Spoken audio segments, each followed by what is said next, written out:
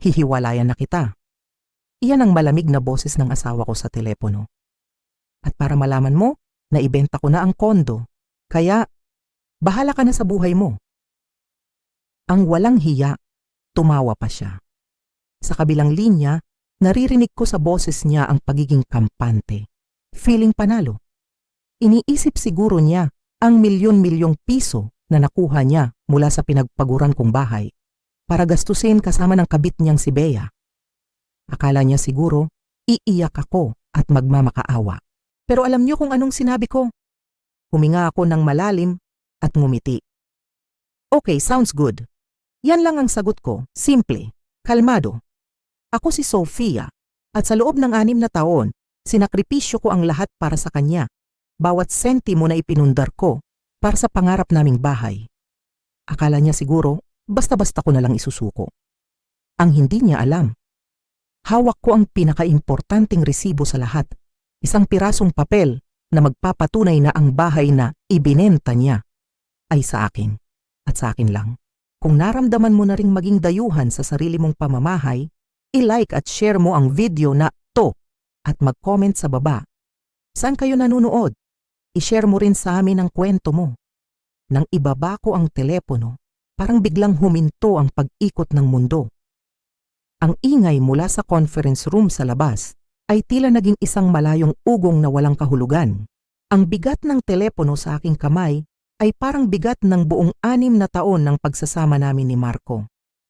6 na taon ng pag-ibig, pag-asa, at ngayon, kataksilan. Paulit-ulit na tumatakbo sa isip ko ang mga huling salita niya, lalo na ang tawa niya. Isang tawa na puno ng pagmamalaki, isang tawa na nagsasabing natalo niya ako. Akala niya, winasak niya ako sa isang tawag lang, sa isang sandali parang totoo, parang gumuho ang lahat ng pundasyong itinayo ko para sa buhay namin, ang bahay, ang condo unit namin sa BGC, hindi lang yung pader at bubong para sa akin, yun ang simbolo ng bawat araw na nagtrabaho ako, bawat sakripisyo, bawat pangarap na binuo namin, o mas tamang sabihin, na binuo ko. Dahil habang nagbabalik tanaw ako ngayon, nakikita ko na ang lahat ng mga senyales na matagal ko nang binaliwala. Ang mga maliliit na lamat sa aming relasyon na tinakpan ko lang ng pag-unawa at pag-ibig. Naalala ko ang mga gabing umuuwi siya ng Leyte, amoy alak at pabango ng iba, pero ang palusot niya palagi ay overtime sa trabaho. Ang mga biglaang business trip na wala man lang pruweba. Ang unti-unting panlalamig niya sa tuwing sinusubukan kong pag-usapan ang kinabukasan namin. At higit sa lahat, ang paraan niya ng pag-iwas sa tuwing tatanungin ko siya tungkol sa aming pera. Huwag mo nang problemahin yan, akong bahala, palagi niyang sinasabi, sabay ngiti at isang mabilis na halik. Isang ngiti na noon ay kinakiligan ko, pero ngayon nakikita ko na bilang isang maskara. Isang paraan para patahimikin ako, para hindi ako magtanong, para hindi ko malaman ang mga pinaggagawa niya sa likod ko. Nagtiwala ako. Iyon ang pinakamalaking pagkakamali ko. Nagtiwala ako sa isang lalaking ang tanging iniisip pala ay ang sarili niya. Bumalik ako sa hotel room ko pagkatapos ng meeting, pakiramdam ko ay lumulutang ako. Hindi ako umiyak. Ang matinding sakit na naramdaman ko kanina ay unti-unting napalitan ng isang kakaibang lamig. Isang lamig na dumaloy sa buong katawan ko, nagpatigas sa puso ko at nagbigay linaw sa isip ko. Umupo ako sa harap ng laptop ko, hindi para mag-book ng flight pa uwi, para magmakaawa sa kanya. Hindi. Binuksan ko ang isang folder sa computer ko, isang folder na may label na Home. At doon sa ilalim ng napakaraming dokumento, nakita ko ang hinahanap ko, isang PDF file, ang kopya ng titulo ng aming condo unit. Naalala ko ang araw na yon, halos 8 buwan na ang nakalipas. Nag-propose ang bangko na i-refinance namin ang housing loan para mas bumaba ang interest rate. Ako ang nag-asikaso ng lahat ng papeles. Si Marco, gaya ng dati, ay walang pakialam sa mga detalye. Ang tanging mahalaga sa kanya ay ang makatipid. Naalala ko pa ang pagmamadali niya sa opisina ng bangko. Ang dami namang pipirmahan nito, reklamo niya, habang mabilis na pinapasadahan ng tingin ang makapal na dokumento. Sofia, pakituro na lang kung saan ako pipirma. May meeting pa ako. Doon sa pagmamadali niyang iyon, nahanap ko ang isang pagkakataon. May isang clause doon, isang maliit na detalye na sinadya kong ilagay sa tulong ng isang kaibigang abogado. Isang kasunduan na ililipat ang buong pagmamay-ari ng property sa pangalan ko bilang sole owner. Kapag pumirma siya, pumapayag siya dito. Itinuro ko sa kanya ang mga pahinang kailangan niyang pirmahan at ginawa niya. Pumirma siya sa bawat espasyo nang hindi man lang binabasa ang mga nakasulat. Ang tanging sinabi niya ay, "Sige, basta mas mababa ang interes, ayos na yan." Ang pagiging kampante niya, ang pagmamaliit niya sa kakayahan kong intindihin ang mga bagay na ito, iyon ang magiging sandata ko. Tinitigan ko ang digital na kopya ng titulo sa screen. Malinaw na nakasulat doon ang pangalan ko, Sofia Reyes, walang marko. Ang bahay na akala niya ay naibenta na niya para sa bago niyang buhay ay sa akin. Sa akin lang.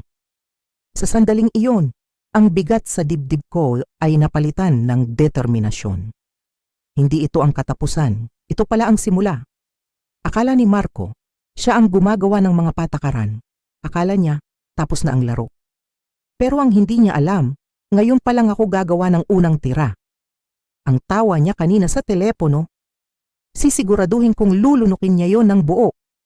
Ang unang taong tinawagan ko ay si Katrina. Hindi lang siya ang pinakamagaling na abogado na kilala ko, siya rin ang matalik kong kaibigan na nakasama ko mula pa noong college. Siya ang tipo ng tao na tatawagan mo hindi lang kapag kailangan mo ng legal na payo, kundi kapag kailangan mo ng isang taong kakampi sa'yo kahit anong mangyari. Nang marinig niya ang boses ko, alam niya agad na may mali. "Sofia, anong nangyari? Ayos ka lang ba?" Tanong niya, puno ng pag-aalala. Humugot ako ng malalim na hininga bago ko ikinuwento ang lahat. Mula sa malamig na anunsyo ni Marco tungkol sa diborsyo, sa pag-amin niyang may babae siyang iba na nagngangalang Bea, hanggang sa pinakamasakit na bahagi. Ang pagbebenta niya sa aming bahay nang wala akong kaalam-alam. Habang nagsasalita ako, pinipigilan kong manginig ang boses ko. Kailangan kong maging matatag. Pagkatapos kong magsalita, isang mahabang katahimikan ang sumunod sa kabilang linya. Akala ko naputol na ang tawag. "Kat," sabi ko. Hayop siya, bulong ni Katrina, at sa dalawang salitang iyon, naramdaman ko ang galit niya para sa akin. Walang hiya. Paano niya nagawa yan sa'yo? Hindi iyon tanong ng isang abogado, kundi ng isang kaibigan. Pagkatapos ng ilang sandali, bumalik ang pagiging professional niya. "Okay, Sofia, makinig ka sa akin. Ang una kong tanong, sigurado ka ba sa sinasabi mo tungkol sa titulo? Nasa iyo ba ang patunay?"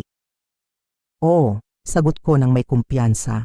"Nasa laptop ko ang scanned copy at ang orihinal ay nasa safety deposit box sa bangko.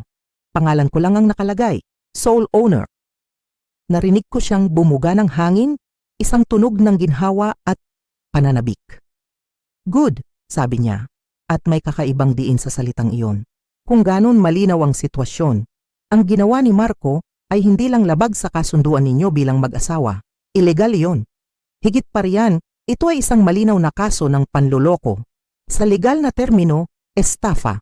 Estafa, ang salitang iyon ay parang musika sa aking pandinig. Bigla, ang sitwasyon ay hindi na lang tungkol sa isang pusong sinaktan. Ito ay tungkol sa isang krimen na ginawa. "Ano ang ibig sabihin yan?" tanong ko. Ibig sabihin, nagbenta siya ng isang ari-arian na hindi naman sa kanya. Anumang pera na natanggap niya bilang down payment mula sa buyer ay nakuha niya sa pamamagitan ng panloloko. Kapag napatunayan natin yang, maaari siyang makulong, paliwanag ni Katrina. Ang bawat salita ay nagbibigay sa akin ng lakas. Pero bago tayo umabot doon, may mga kailangan muna tayong gawin para protektahan ka at ang ari-arian mo. "Anong plano?" tanong ko. Handa nang sumunod sa kahit anong sabihin niya. "Simple lang ang mga unang hakbang," sabi ni Katrina. Ang boses niya ay puno na ng awtoridad. "Una, kailangan nating ipaalam agad sa buyer. Kailangan nilang malaman na ang binibili nila ay mula sa isang taong walang karapatang magbenta. Ang transaction ay invalid o walang bisa. Siguradong magagalit sila, Pero kay Marco sila dapat magalit, hindi sa'yo. Ako na ang bahalang magpadala ng formal na sulat sa kanila o sa ahente nila bukas na bukas din. Pangalawa, padadalhan natin si Mr. Marco ng sarili niyang love letter mula sa akin. Isang demand letter na nagsasaad na ang ginawa niyang pagbebenta ay illegal, na ikaw ang nag-iisang may-ari ng property at kung hindi niya ititigil ang anumang transaksyon at ibabalik ang anumang perang natanggap niya, haharapin niya ang seryosong kasong kriminal. Estafa. Habang pinapakinggan ko si Katrina, parang may kung anong liwanag na tumagos sa madilim na silid ng hotel ko. Ang plano ay malinaw, ang daan ay maliwanag. Hindi na ako ang biktima dito. Ako na ang may hawak ng mga baraha. Nabanggit niya na kailangan daw nila ni Bea ng pera. Sinabi niya sa akin na mahigit 1,000,000 piso raw ang nakuha niyang deposito. Sabi ko, naaalala ang pagmamalaki sa boses niya. Narinig ko ang mahinang tawa ni Katrina.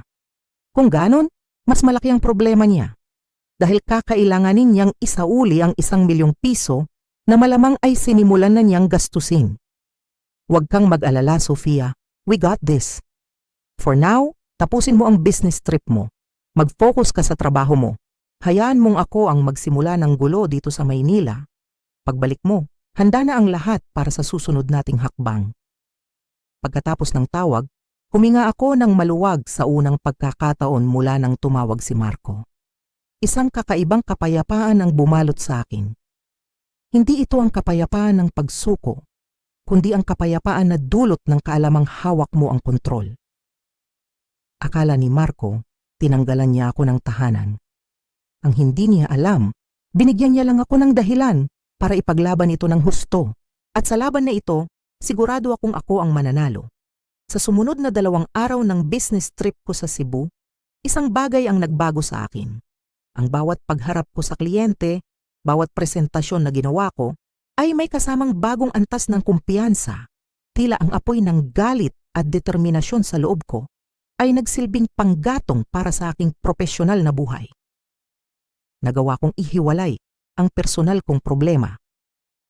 Sa loob ng conference room, ako si Sofia, ang mahusay na project manager. Pero sa bawat sandali ng katahimikan, sa pagitan ng mga meeting, sa loob ng taxi pabalik ng hotel, ang isip ko ay lumilipad pabalik sa Maynila. Nagpaplano, nag-iisip, naghahanda para sa digmaang naghihintay sa akin. Ang bawat email update mula kay Katrina ay nagpapatibay sa loob ko. Buyer notified, they are shocked and furious at Marco. Willing to cooperate, basa ko sa isang email. Naramdaman ko ang isang munting ngiti sa aking mga labi. Ang kastilyong buhangin na itinayo ni Marco ay unti-unti nang guguho. Ang flight ko pa uwi ay nagbigay sa akin ng ilang oras para mag-isip ng walang sagabal. Habang nakatingin sa mga ulap mula sa bintana ng eroplano, inalala ko ang 6 na taon namin. Hindi ko na inisip ang masasayang alaala. Sa halip, sinuri ko ang bawat pagkakataon na minamaliit niya ako, bawat desisyon na ginawa niya nang hindi ako kinukonsulta, bawat kasinungalingan na pinaniwalaan ko. Ang sakit ay nandoon pa rin, isang mapurol na kirot sa aking dibdib.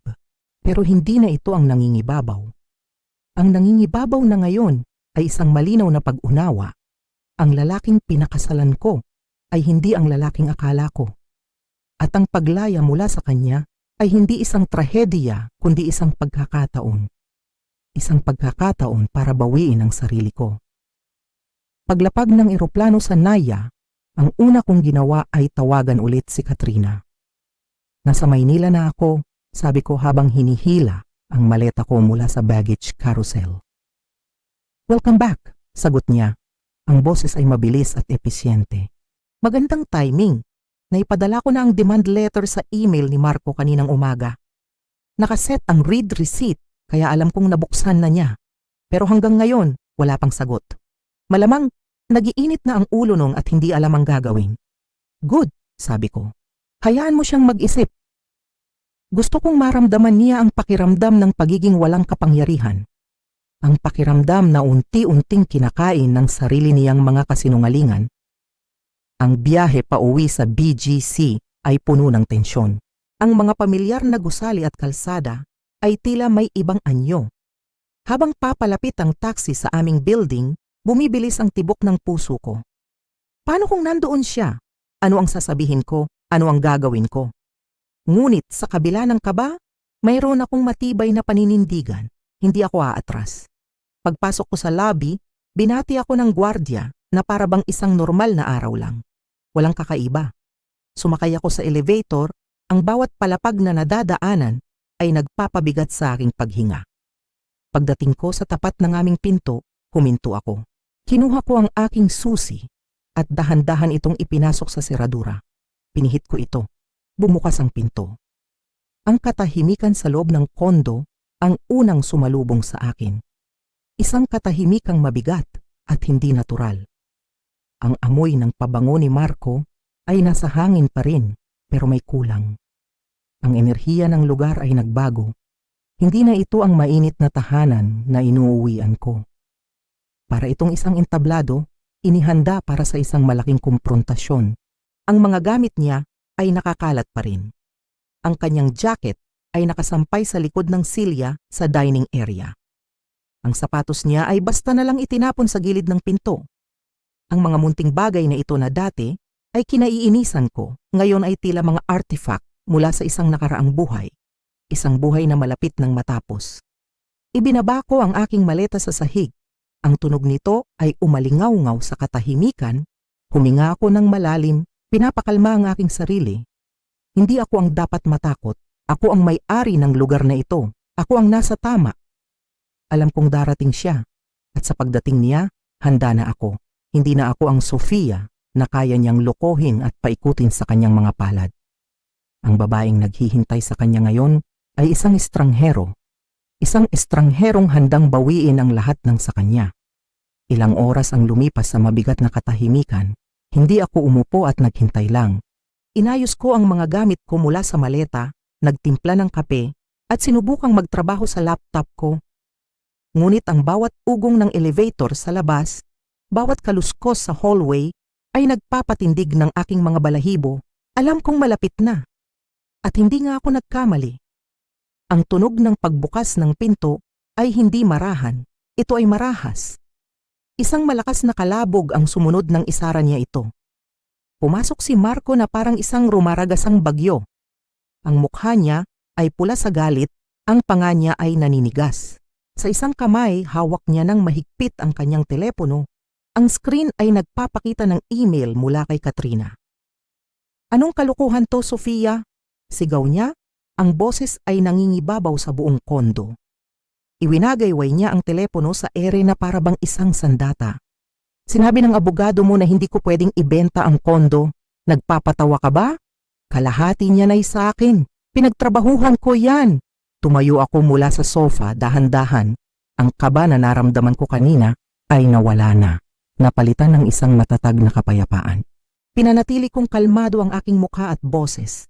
Tinitigan ko siya ng diretso sa mga mata. Hindi, Marco, sabi ko.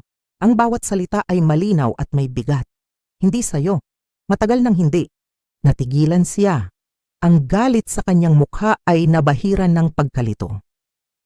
Anong pinagsasabi mo? Hindi ako sumagot. Sa halip, lumakad ako papunta sa maliit na drawer kung saan ko itinatago ang mahahalagang dokumento. Kinuha ko ang isang brown envelope, ang parehong envelope na inihanda ko kanina. Dahan-dahan, inilabas ko ang isang papel mula rito. Ang orihinal na titulo ng lupa. Ang titulo ng aming kondo. Lumapit ako sa kanya at iniharap ito sa kanyang mukha, sapat na malapit para mabasa niya ang bawat salitang nakasulat. Basahin mo, utos ko. Pagkatapos nating mag-refinance 8 buwan na ang nakalipas, inilipat ko ang titulo sa pangalan ko. Ikaw mismo ang pumirma sa mga papeles na nagbigay pahintulot dito. Naaalala mo ba? O baka naman, tulad ng dati, basta ka lang pumirma ng hindi mo binabasa dahil mas importante ang meeting mo. Tinitigan niya ang papel. Ang mga mata niya ay nanlalaki habang unti-unting napagtatanto ang katotohanan. Nakita ko ang pagbabago sa kanyang mukha. Ang galit ay naging pagkalito. Ang pagkalito ay naging pagkatuliro. At sa huli, isang bakas ng takot ang gumuhit sa kanyang mga mata. Para siyang isang mahiyaing bata na nahuli sa pagnanakaw. Ang buong yabang niya ay biglang naglaho na parang bula. Hindi, hindi to totoo, sabi niya. Ang boses ay nanginginig na. Pinlano mo to? Hindi ko ito pinlano, sagot ko. Isang mapait na ngiti ang sumilay sa aking labi. Ikaw ang nagplano. Nagplano kang sirain ako. Ang hindi mo alam, matagal mo na palang ibinigay sa akin ang sandatang wawasak sa'yo. Ang katamaran mong magbasa, ang pagmamaliit mo sa akin, iyan ang naging kapahamakan mo. Sinubukan niyang bawiin ang kanyang kumpiyansa. Umiling siya at tumawa ng pilit. Kahit pa, wala tong silbi. Nakagawa na ako ng deal. May kasunduan na. Magmumukha kang tanga kapag sinira mo to. Talaga ba? Sabi ko itinaas ang isang kilay. Ang kasunduan na yon ay wala ng bisa, Marco. Nakausap na ng abogado ko ang buyer. Alam na nila ang totoo, alam na nilang niloko mo sila. At handa silang magsampa ng kaso kung hindi mo ibabalik ang pera nila. Dito na ako lumapit sa kanya. Ibinaba ang aking boses para maging mas mabigat.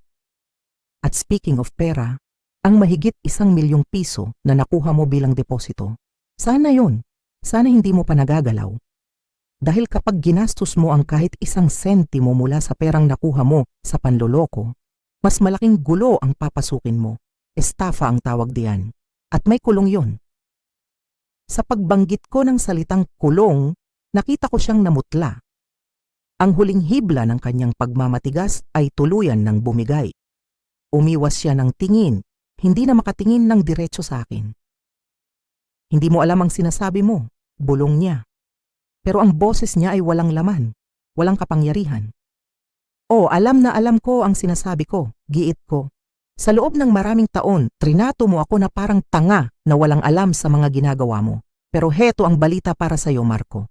Nakikinig ako, nagmamasid ako, nagbabayad ako ng pansin, at ngayon, ikaw naman ang magbabayad para sa lahat ng ginawa mo. Nagsimula siyang maglakad-lakad sa sala, hindi mapakali. Ang galit niya ay napalitan na ng purong desperasyon. Ang hari ng kastilyo ay biglang naging isang bilanggo sa loob ng sarili niyang pamamahay. O mas tamang sabihin, sa pamamahay ko. Ang komprontasyon naming iyon ang naging simula ng kanyang pagbagsak. Sa mga sumunod na araw, ang Marco na mayabang at palaging nagmamalaki ay naglaho. Ang pumalit sa kanya ay isang taong desperado, nalilito at nakakaawa. Ang kanyang mga pader ng kayabangan na akala niya ay hindi magigiba, ay isa-isang gumuho sa harap ko. Ang telepono ko ay walang tigil sa pagring. Mga tawag mula sa kanya na hindi ko sinasagot. Pagkatapos ng bawat tawag, susunod ang isang text message o isang voicemail. Ang mga mensahe niya ay pabago-bago. Sa isang oras, magmamakaawa siya. Sofia, please, mag-usap tayo ng maayos. Nagkamali ako, alam ko. Sobrang laki ng pagkakamali ko. Pero 6 na taon to. Hindi mo ba pwedeng isipin yon? Ang boses niya sa voicemail ay garalgal, puno ng pagsisisi na alam kong hindi tunay. Isang pagsisisi na isinilang hindi dahil sa nasaktan niya ako, kundi dahil nahuli ko siya. Pagkatapos ng ilang oras, kapag hindi pa rin ako sumasagot, ang tono niya ay magiging puno ng panunumbat at pagbabanta. Anong gusto mong palabasin? Na ikaw ang bida at ako ang kontrabida? Sisirain mo ba talaga ang buhay ko dahil lang sa isang pagkakamali? Hindi mo alam kung anong kaya kong gawin, Sofia. Ngunit ang kanyang mga banta ay hungkag, walang laman, katulad niya. Alam niyang wala na siyang kapangyarihan sa akin. Ang bawat mensahe, bawat voicemail ay hindi ko sinasagot. Sa halip, ipinapasa ko ang mga ito kay Katrina. Keep this. Magagamit natin yan bilang ebidensya ng harassment kung sakaling kailanganin, sabi niya sa akin sa isang tawag. Habang si Marco ay unti-unting nalulunod sa sarili niyang kaguluhan, ako naman sa tulong ni Katrina ay mas lalong pinapatibay ang aking posisyon.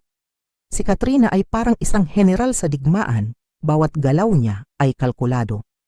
Nakausap niya ang abogado ng buyer na galit kay Marco. Agad nilang pinawalang bisa ang anumang kasunduan sa pagbenta at nag-issue ng formal na demand para sa agarang pagsauli ng 1 milyong pisong deposito. May 3 araw si Marco para isauli ang pera, kung hindi itutuloy nila ang pagsampa ng kasong estafa, balita sa akin ni Katrina. Ang balitang iyon ay nagbigay sa akin ng kakaibang kasiyahan. Ang perang akala niya ay para sa bago niyang buhay, ngayon ay parang isang bomba na sasabog sa kanyang mga kamay. Isang gabi, dumating ang best friend kong si Ana, may dalang 2 box ng pizza at isang bote ng paborito naming red wine. Nakita niya ang mga kahon na sinimulan kong pag-impakehan ng mga gamit ni Marco. Wow! Spring cleaning in the middle of a storm? Biro niya, pero ang mga mata niya ay puno ng suporta. Hindi na ako makapaghintay na mawala ang lahat ng bakas niya dito, sabi ko, habang tinutupi ang isa sa kanyang mga mamahaling polo shirt at inilalagay sa kahon. Pakiramdam ko, sa bawat gamit niya na inaalis ko, mas lumuluwag ang paghinga ko. Kumusta na siya? Nagpaparamdam pa ba ang gago? Tanong ni Ana habang binubuksan ang bote ng wine. Araw-araw, gabi-gabi, sagot ko. Minsan nagmamakaawa, minsan nagagalit. Akala niya siguro, kapag kinulit niya ako, bibigay din ako. Hindi niya matanggap na wala na siyang kontrol. Good for you, sabi ni Ana, sabay abot sa akin ng isang baso ng wine. Huwag na huwag kang bibigay, Sof. Matagal mo nang tiniis ang mga kalokohan yan.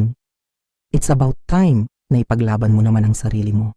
Ang mga salitang iyon mula kay Ana at ang walang sawang suporta mula kay Katrina ang nagpalakas sa akin. Sa loob ng maraming taon sa pagsasama namin ni Marco, palagi kong naramdaman na mag-isa ako. Ako ang laging nag-a-adjust, ako ang laging umuunawa, ako ang laging nagpaparaya. Ngayon, sa pinakamadilim na kabanata ng buhay ko, doon ko naramdaman na hindi pala ako nag-iisa. May mga tao sa paligid ko na handang saluhin ako. Habang magkasama kaming nag-iimpake ni Ana, tinatawanan ng mga luma at baduy na damit ni Marco, naramdaman ko ang isang malaking pagbabago. Ang apartment na dati ay puno ng tensyon at mga hindi nasasabing sama ng loob, ngayon ay napupuno ng tawa ng magkaibigan. Unti-unti, binabawi ko ang espasyo ko. Hindi lang ang pisikal na espasyo sa loob ng bahay, kundi pati na rin ang emosyonal na espasyo sa loob ng puso ko. At sa bawat kahon na napupuno ng mga gamit niya, mas nababawasan ang bigat na pasan-pasan ko. Nanginginig ang mga kamay ko habang hawak ang tasa ng kape, pero hindi dahil sa lamig ng aircon sa condo unit ko. Ito yung kaba, yung halo-halong takot at galit na namumuo sa dibdib ko. Ilang linggo na rin akong parang anino sa sarili kong pamamahay. Ang kondo na ito sa gitna ng Bonifacio Global City, pinaghirapan naming to ni Marco. Bawat isang piraso ng muebles, bawat sulok na inayos, may alaala. Pero ngayon, ang mga alaalang yon, parang lason na unti-unting pumapatay sa puso ko. Alam kong may iba siya. Hindi na siya umuuwi ng tama sa oras. Laging may excuse, laging may overtime daw sa opisina, o kaya'y inuman lang kasama ang mga barkada, pero kilala ko si Marco. Kilalang kilala. At alam kong sa likod ng mga ngiti niyang pilit at mga yakap na matabang, may anino ng ibang babae. At ang aninong yon nagkaroon ng pangalan. Nicole. Isang pangalang narinig ko mula sa kaibigan ko na nakakita sa kanila sa isang mamahaling restaurant sa Makati. Magkahawak kamay at parang sila ang may-ari ng mundo. Simula noon, nag-umpisa akong mag-imbestiga. Mga resibo sa bulsa niya, mga text messages na hindi nabura. Bawat isang piraso ng ebidensya, parang isang punyal na sumasaksak sa tiwala ko. Pero hindi ako umiyak, hindi sa harap niya. Sa loob ng ilang linggo nagplano ako. Nakipag-usap ako sa isang abogado, inayos ko ang lahat ng papeles, ang lahat ng dapat ayusin. Ang sakit, oo, sobrang sakit. Pero mas matindi ang pagnanais kong mabawi ang sarili ko. Ang araw na ito ang katapusan. Tumawag sa akin ang guard sa lobby. Ma'am Amelia, andito po si Sir Marco. May kasamang bisita. Huminga ako ng malalim. Ito na yun. Sige po, Manong Guard, paakyatin niyo na po sila. Ang pagbukas ng pinto ay parang pagbukas ng entablado para sa huling yugto ng isang napakasakit na dula. Nandoon si Marco, nakangiti pa. At sa likod niya, Isang babaeng mas bata sa akin, maganda, at mukhang walang kamalay-malay. Si Nicole. Nakita ko ang gulat sa mga mata ni Marco nang makita niya akong nakaupo sa sofa, kalmado, na para bang hinihintay ko talaga sila. Amelia, anong ginagawa mo dito? Akala ko nasa Cebu ka para sa business trip. Halata ang panginginig sa boses niya. Ang ngiti niya ay biglang naglaho, napalitan ng pagkataranta. Tumayo ako dahan-dahan. Tiningnan ko muna si Nicole, isang tingin na may halong awa at pagkainis. Tapos, ibinalik ko ang tingin ko kay Marco. Business trip? Marco, di ba dapat ako ang magtanong sa iyo niyan? Anong ginagawa ninyo dito sa pamamahay ko? Idiniin ko ang salitang ko. Amelia, Sisi, Nicole. Kaibigan ko lang, napadaan lang kami, sabi niya. Habang inaayos ang kwelyo ng kanyang polo shirt, isang senyales na alam kong nagsisinungaling siya. Ngumiti ako, isang ngiting mapait. Kaibigan, Marco, huwag na tayong maglukuhan. Alam ko na ang lahat. Alam ko na ang tungkol sa mga dinner dates nyo, sa mga regalo, sa mga pangako mo sa kanya. Tumingin ako kay Nicole. Nicole, tama ba? I'm Amelia, ang asawa. Nakita ko ang pagbabago sa mukha ni Nicole. Mula sa pagiging kampante, napalitan ito ng pagkalito at unti-unting hiya. Ang hiya na isang malaking bagay sa kulturang Pilipino. Aasawa? Sabi niya, hiwalay na kayo. Sabi niya, inaayos na lang ang papeles. Dito na ako napatawa, isang tawang walang saya. Papeles? Oo, may papeles nga. At mamaya, makikita niya yon. Nicole, itong lalaking to, ginamit ka lang niya. Sinabi niya sa'yo na itong kondo ay sa kanya lang? Na kaya kanyang bigyan ng magandang buhay? Lumapit ako sa mesa at kinuha ang isang folder. Itong kondo na kinatatayuan mo, nakapangalan sa akin. Binili ko to gamit ang perang minana ko pa sa mga magulang ko. Siya? Ang tanging ambag niya dito ay ang mga kasinungalingan niya. Bumaling ako kay Marco na ngayon ay namumutla na. At ikaw, Marco? Ang lakas ng loob mong dalhin siya dito sa pamamahay ko. Matapos mong ubusin ang daan-daang libong piso mula sa joint account natin para sa mga luho nyo. Akala mo ba hindi ko malalaman? Si Nicole, na kanina'y nakakapit pa sa braso ni Marco, ay dahan-dahang bumitaw. Marco, totoo ba to? Nanginginig niyang tanong. Pero si Marco wala nang masabi. Ang kanyang kayabangan ay parang isang lobo na biglang nawala ng hangin. Nakatungo lang siya, hindi makatingin sa aming dalawa. Para siyang isang basang sisiw na naulanan sa gitna ng bagyo. Umiling-iling si Nicole. Bakas sa mukha niya ang matinding pagkadismaya at pandidiri. Tiningnan niya si Marco mula ulo hanggang paa na para bang ngayon niya lang nakita ang tunay na pagkatao nito.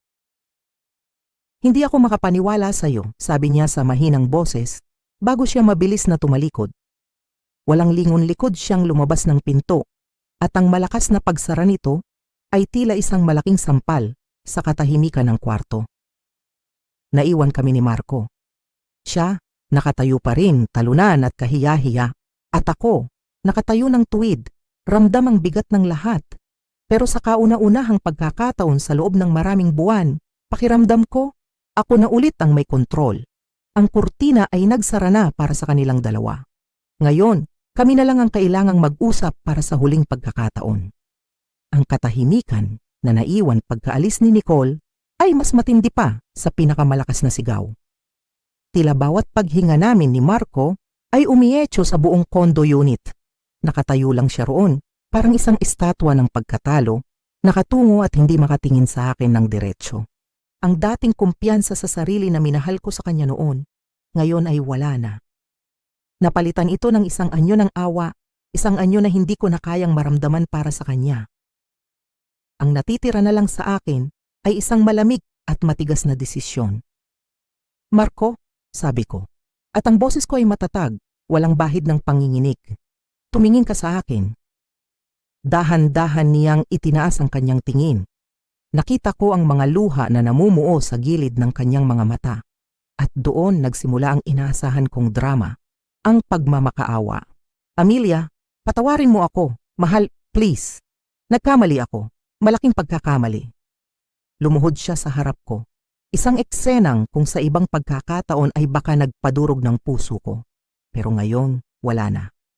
Manhid na ako sa mga salita niya, sa mga kilos niya. Paulit-ulit na lang ito. Ang pagkakamali, ang paghingi ng tawad, ang mga pangakong hindi naman natutupad. Sawang-sawa na ako. Tumayo ka dyan, Marco. Hindi nagagana sa akin yan. Tapos na tayo sa parting yan ng kwento natin. Pero Amelia, hindi ko kayang mawala ka sa akin. Bigyan mo pa ako ng isang pagkakataon. Please, magbabago na ako. Iiwanan ko na siya. Ikaw ang mahal ko. Ikaw lang. Napailing na lang ako. Mahal? Marco, kung mahal mo ako, hindi mo sana gagawin to. Kung mahal mo ako, hindi mo sana ako lolokohin ng paulit-ulit.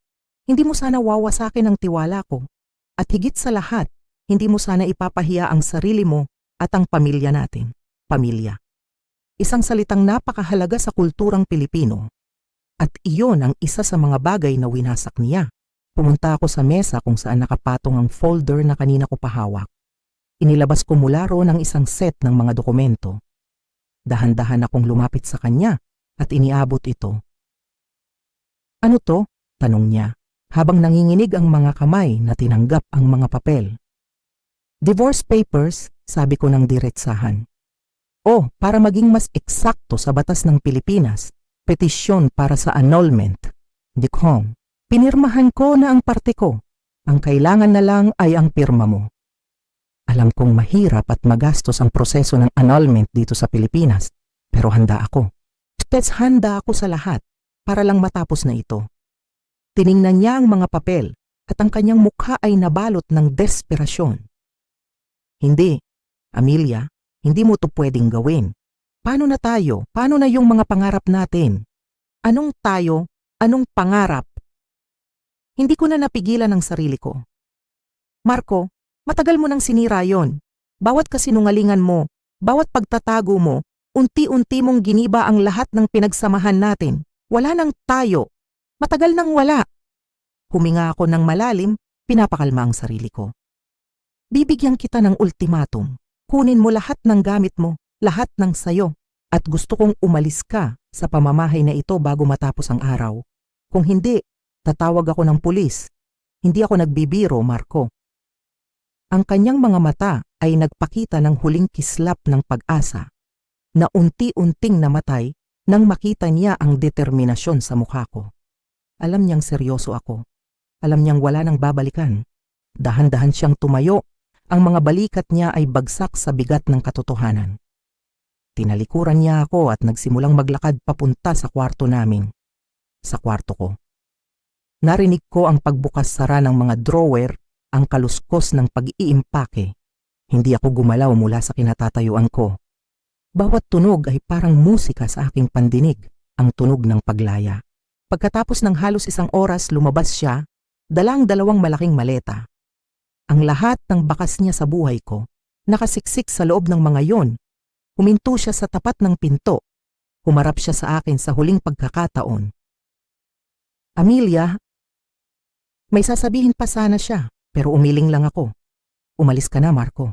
Isang huling tingin, isang tingin na puno ng pagsisisi at pagkatalo, at pagkatapos ay binuksan niya ang pinto. Lumabas siya. At sa sandaling iyon, ang tanging ginawa ko ay dahan-dahang lumapit sa pinto. Hinawakan ko ang doorknob at isinara ito. Narinig ko ang malumanay na pag-click ng lock. Pagkatapos, inikot ko ang deadbolt. Isa pang click. 2 click. 2 tunog na nagsasabing tapos na. Tapos na ang isang kabanata ng buhay ko. Nakasandal ako sa pinto at doon ko lang pinakawala ng isang hiningang matagal ko ng kinikimkim. Hindi hininga ng kalungkutan, kundi hininga ng kaluwagan. Sa pagsara ng pintong iyon, sa pagpihit ng kandado, isang kakaibang pakiramdam ang bumalot sa akin. Hindi lungkot, hindi galit. Ito ay kapayapaan. Isang malalim at nakagiginhawang kapayapaan. Ang bigat na matagal kong pinasan sa aking mga balikat ay biglang naglaho na para bang isang mabigat na kumot na biglang inalis sa akin sa isang mainit na gabi. Sa wakas, makakahinga na ako ng maluwag. Itong condo unit na sa loob ng maraming linggo ay parang isang kulungan na puno ng masasakit na alaala, ngayon ay tila isang blankong canvas. Isang canvas na sa akin na lang. Sa akin lang. Kinabukasan nagsimula ako. Nagising ako hindi dahil sa bigat ng dibdib, kundi dahil sa sikat ng araw na tumatama sa aking mukha. Sa kauna-unahang pagkakataon, ngumiti ako ng totoo. Ang unang ginawa ko ay binuksan ang lahat ng bintana. Hinayaan kong pumasok ang hangin, ang ingay ng syudad, ang buhay mula sa labas. Kailangan kong palitan ang hangin sa loob, ang lumang hangin na amoy kasinungalingan at pagtataksil. Sinimulan ko ang paglilinis. Hindi lang simpleng pagwawalis at pag-aalis ng alikabok. Ito ay isang ritual. Tinanggal ko ang lahat ng bagay na nagpapaalala sa kanya. Ang mga damit niya na naiwan sa aparador, ipinamigay ko. Ang mga litrato namin na nakasabit sa pader, tinanggal ko isa-isa, tinitigan sandali ang bawat ngiti na ngayon ay alam kong peke, at pagkatapos ay itinapon sa isang malaking itim na garbage bag. Pati ang bedsheet, ang unan, ang lahat, pinalitan ko ng bago. Gusto kong burahin ang bawat bakas niya, hindi lang sa bahay na ito kundi sa buhay ko.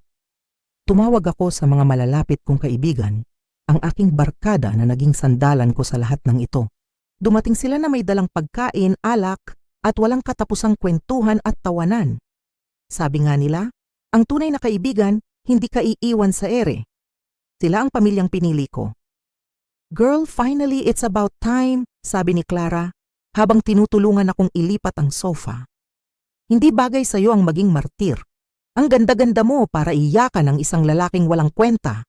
"Oo nga, Ames," dagdag naman ni Ben, ang kaibigan kong interior designer. "This space has so much potential. At ngayon na wala na ang masamang feng shui, aayusin natin to. Gawin nating mas ikaw." At yun nga ang ginawa namin.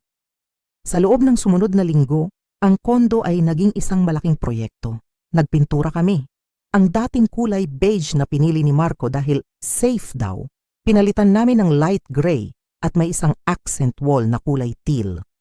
Bumili ako ng mga bagong punda ng unan na makukulay, mga halaman na nagbibigay buhay sa bawat sulok, at isang malaking painting na abstract na matagal ko nang gustong bilhin. Ang bawat pagbabago, gaano man kaliit, ay isang hakbang palayo sa nakaraan at isang hakbang papalapit sa bagong ako. Isang hapon, habang nag-aayos ako ng mga libro sa bago kong bookshelf, tumunog ang telepono ko. Si Attorney Santos, ang abogado ko. "Amelia, good news. Natanggap na ng kampo ni Marco ang petisyon. Mukhang hindi na siya lalaban. Pumayag na siyang pumirma. It will be a long process, pero aandar na. Malapit ka nang maging malaya, officially." Pagkababa ko ng telepono, napaupo ako sa sahig sa gitna ng aking inaayos na sala. Napatingin ako sa paligid. Ang amoy ng bagong pintura, ang mga halamang nagbibigay ng sariwang hangin, ang sikat ng araw na malayang pumapasok. Hindi ko na malayan, may mga luhang tumutulo mula sa mga mata ko. Pero sa pagkakataong ito, hindi ito luha ng sakit. Ito ay luha ng pasasalamat, luha ng kaligayahan. Tumayo ako at lumapit sa bintana. Tanaw mula dito ang buong syudad.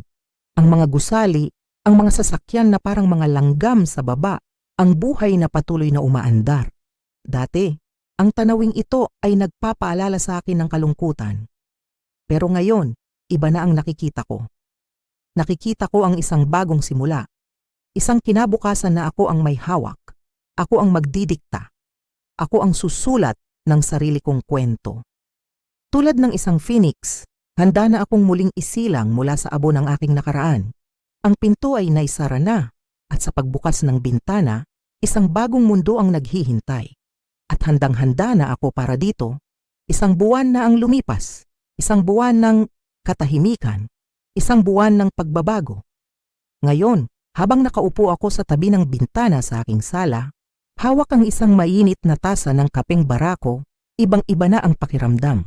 Ang sikat ng araw sa umaga ay hindi na kasing sakit sa mata. Sa halip, para itong isang mainit na yakap. Isang paalala na may bagong araw, may bagong simula.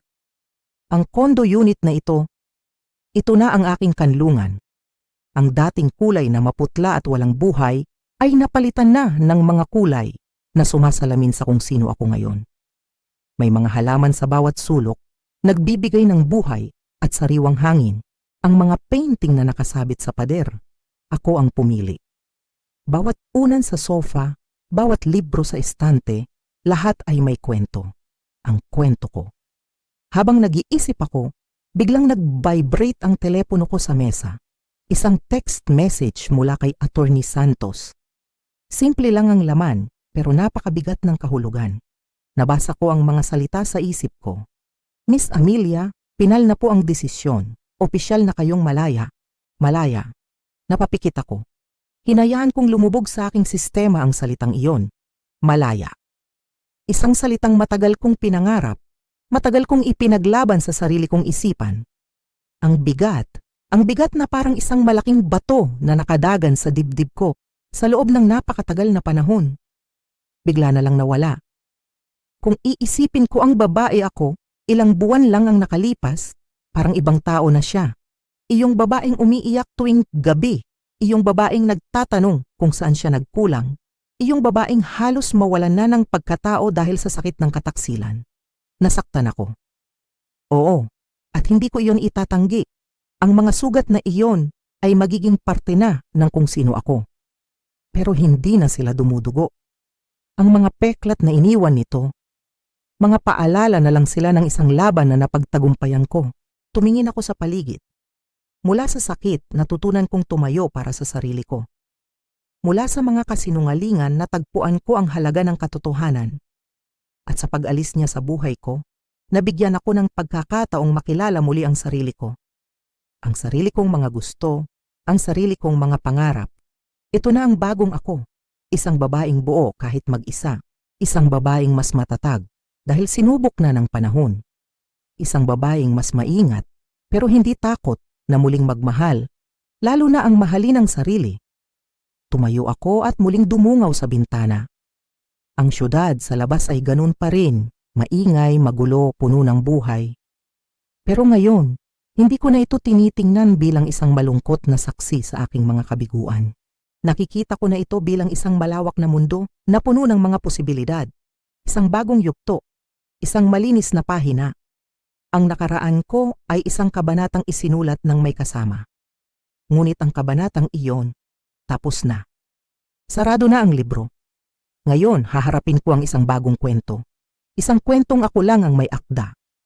At sa kauna-unahang pagkakataon, pakiramdam ko, handang-handa na akong isulat ang unang pangungusap. At alam kong magiging maganda ito.